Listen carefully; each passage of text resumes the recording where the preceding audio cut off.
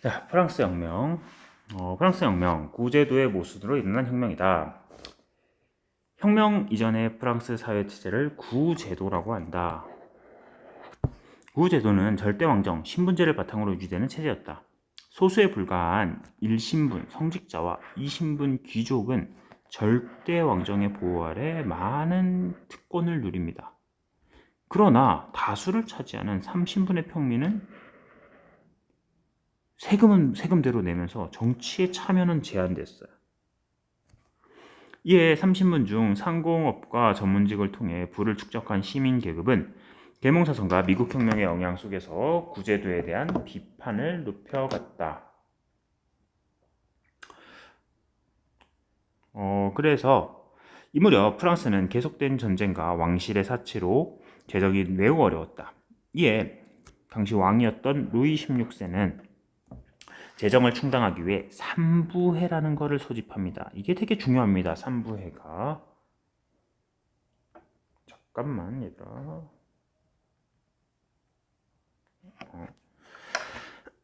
삼부회에 모인 세 신분의 대표들은 표결 방식을 놓고 대립하였다. 1신분과 2신분은 기존의 신분별 표결을 고집하였지만 3신분은 전체 회의에 근거한 머릿수 표결. 그러니까 이게 말이 안 되는 거죠. 사실 3신분의 입장에서는 인원수대로 이렇게 1인 1표를 하면은 자기네가 유리해. 왜냐면 여기 보면은 앞에 얘기했듯이 3신분이 578명으로 더 많으니까 이 둘보다. 근데 문제는 이거를 받아들이지 않는다는 거죠. 1신분하고 2신분은 자기네한테 유리하게 하고 싶으니까. 그래서 1신분, 2신분은 기존의 신분별 표결을 고집하였지만 3신분은 전체에 근거해서 머릿수 표결을 주장합니다. 다음에 구제도의 모순과 30분 여기 사료는 한 번씩 보도록 하세요. 아까 저기서 봤던 거니까 넘어갑시다. 혁명의 발발. 3신분 대표는 머릿수 표결 요구가 받아들여지지 않자 국민의회를 구성하고, 자, 이 단체 꼭 기억합니다. 자, 지금부터 여기 이거 나올 거예요. 이렇게 교과서에도 정리가 되어 있습니다. 국민의회, 입법의회, 국민공회. 국민의회를 구성하고 헌법제정선에는 해산하지 않겠다고 결의하였다. 이거를 테니스 코트의 서약이라고 합니다. 테니스 코트에서 실제 서약을 발표를 했어요. 이 서약을. 테니스 코트의 서약. 국왕이 국민의회를 탄압하자 파리 시민들이 전제정치의 상징인 바스티유 감옥을 습격합니다. 이게 이제 혁명의 본격적인 시작이죠. 이후 혁명은 지방으로 퍼져 농민들은 귀족을 공격하고 장원 문서를 불태웠다.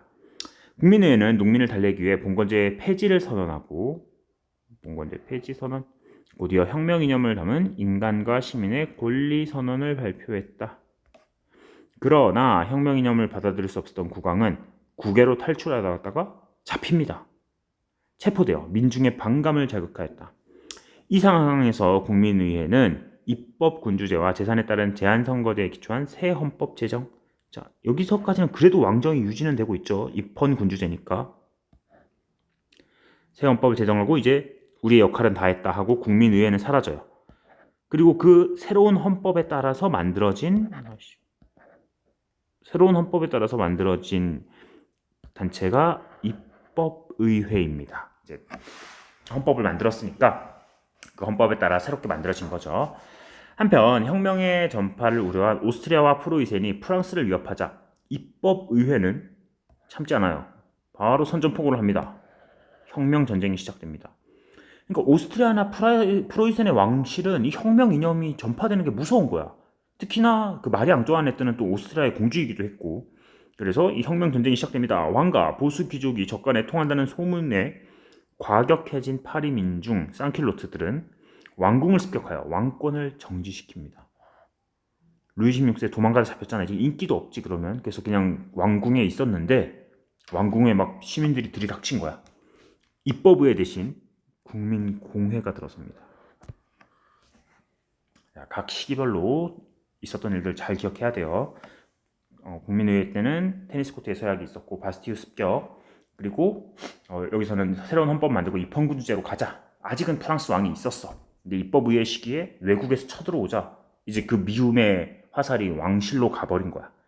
그러면서 국민공회로 바뀝니다.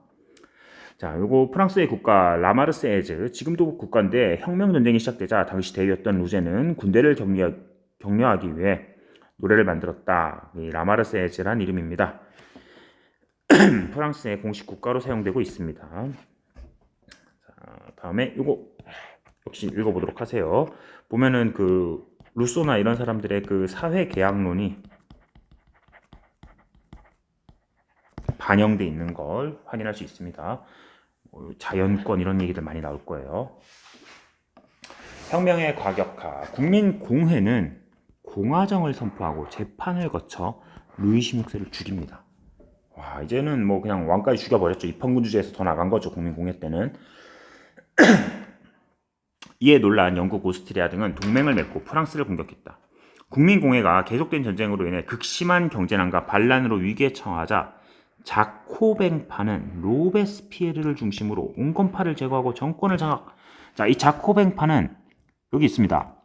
자코뱅 수도원을 본거지로 한 급진공화파 모임입니다. 좀 급진 세력이에요.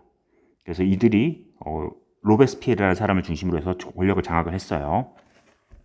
자코뱅파는 공화제와 보통선거에 기초한 헌법을 제정하였으나 전쟁이 끝날 때까지 시행을 유보했다. 또한 봉건적 공납을 무상으로 폐지하고 시행 유보, 그리고 봉건적 공납 무상 폐지, 물가 안정을 위해 최고 가격제 도입, 그리고 징병제를 통해 국민군을 조직하고 전쟁에 나섰다. 자코뱅파가 세운 혁명정부는 공안위원회, 혁명재판소를 통해 혁명에 반하는 세력을 처형하며 공포정치를 폈다. 하지만 로베스피에르 일파는 몰락합니다. 불만으로 인해서. 테르미도르 반동이라고 하거든. 테르미도르 반동 여기 있네요. 자, 프랑스가 너무 혼란스럽지. 뭐 그냥 왕도 죽였고 이제는 최고 집권자였던 로베스피에르까지 처형당하고 뭐 계속 혼란스럽습니다. 그 영향, 공포 정치가 끝난 후 5명의 총재가 이끄는 총재 정부가 들어섰다. 하지만 취약하고 무능하여 반대파의 음모와 비판에 시달렸다. 그런 가운데 군부의 세력이 커지고 결국 나폴레옹의 쿠데타로 총재 정부는 무너지고 통령 정부가 수립되었습니다. 프랑스 혁명은 봉건적 신분제를 타파하고 시민사회의 자본주의 발전을 위해 토대를 마련한 전형적인 시민혁명이다. 미국 혁명이나 영국 혁명은 좀 다른 것들이 있어요. 미국은 특히나 뭐 독립전쟁이죠. 독립전쟁. 그래서 혁명에 대한 그 판단을 낼 때 가장 기준이 되는 게 이 프랑스입니다. 프랑스 혁명의 이념이 된 자유평등 우애 정신은 민주주의 발전에 큰 영향을 주었다. 나폴레옹의 개혁과 전쟁. 권력을 잡은 나폴레옹은 오스트리아를 격파하고 영국과도 휴전하며 대프랑스 동맹을 무너뜨렸다. 프랑스는 평화를 회복하였으며 나폴레옹은 혁명의 성과를 이어받아 내정 개혁에도 힘썼다. 시민사회의 규범을 담은 나폴레옹 법전. 나폴레옹 법전은 혁명의 그 이념을 담은 여러 법을 집대성한 것으로 이런 것들이 담겨 있습니다. 그래서 오늘날에도 많은 영향을 주고 있는 그런 법전입니다. 나폴레옹 법전. 나폴레옹 법전을 펼쳐나여 법 앞에 국민의 평등 보장, 프랑스 은행을 설립하고 산업 보호 정책을 펼쳤다. 또한 능력에 따른 출세의 기회를 보장하기 위해 국민 교육제도 정비 이런 것도 밑줄 그렇고. 나폴레옹은 국민 투표에 압도적인 지지를 얻어 황제에 즉위합니다. 1제정이라고 해요. 1제정. 나중에 2제정도 있습니다. 프랑스 제1제정, 프랑스 처음 황제 나폴레옹.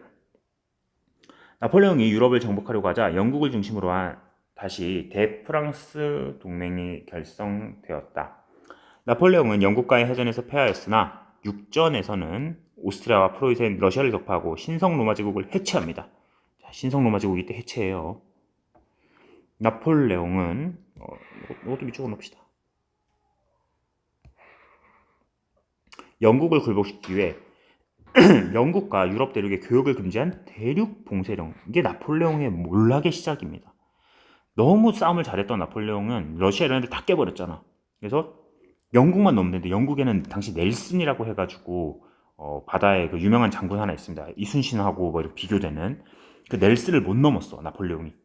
그래서 대륙 봉쇄령을 내리고 유럽 국가들에게 영국이랑 놀지 마 선언을 해버린 거야. 근데 불만이 커지고 특히 러시아가 말을 안 들어. 영국과 교역을 계속합니다. 이에 나폴레옹이 본보기를 보여야죠. 내 말 안 들어? 하고 러시아로 원정을 나섰으나 러시아의 추이를 계산을 못했어요. 그래서 패배합니다. 그 후 대프랑스 동맹은 반격에 나서 프랑스 군대에 승리했고 결국 나폴레옹은 몰락했다. 나폴레옹은 유배를 갔다가 한 번 더 돌아오긴 합니다. 유배지에서 탈출을 해가지고 다시 프랑스로 와서 군대를 모아서 다시 한 번 싸웠어. 근데 두 번째도 역시 영국과 이 전투에서 결국 패배합니다. 나폴레옹 몰락의 전투, 워털루. 여기서 나폴레옹이 패배하면서 완전히 몰락하죠. 세인트 헬레나 섬이라는 곳으로 유배를 가서 거기서 죽습니다. 혁명 뒤 집권한 나폴레옹은 프랑스 혁명의 업적을 계승하는 데 이바지했을 뿐 아니라 정복 전쟁을 통해 전 유럽에 프랑스 혁명의 이념을 확산시켰다. 한편 나폴레옹에 정복당한 독일과 이탈리아 등지에서 프랑스에 저항하는 과정에서 민족주의가 발전하기도 하였습니다. 우리 앞에 고대사 할 때 한니발 얘기했잖아. 한니발이 그 알프스 넘었다고. 나폴레옹 역시도 알프스 산맥을 넘었죠.